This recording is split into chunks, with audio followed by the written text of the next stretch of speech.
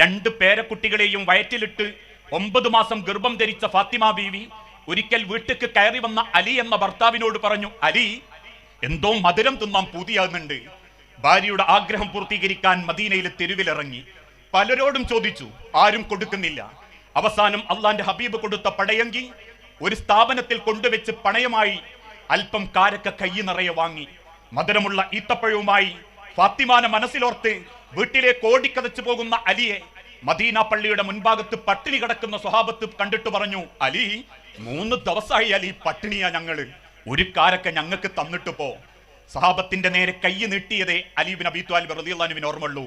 എല്ലാ കാരക്കയും സഹാബത്ത് എടുത്ത് തിന്നു. അത്ര പട്ടിണിയാ അവര്.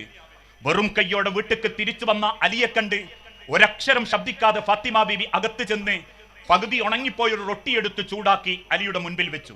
ആ റൊട്ടി കഷണം ചീന്തിയെടുത്ത് അലിയുടെ വായിലേക്ക് വെച്ചു കൊടുക്കുമ്പോ അറിയാതെ അലി ഇബ്നു അബീ ത്വാലിബ് ചോദിച്ചു, ഫാത്തിമ, എന്താ എന്നോട് ആ മധുരം ചോദിക്കാത്ത?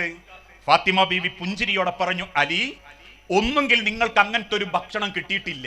കിട്ടിയിട്ടുണ്ടെങ്കിൽ എന്നെക്കാളും അർഹതപ്പെട്ട ആർക്കും നിങ്ങൾ കൊടുക്കും, അല്ലാണ്ട് ഇന്നങ്ങൾ മറക്കൂലാന്ന് എനിക്ക് ഉറപ്പാലി.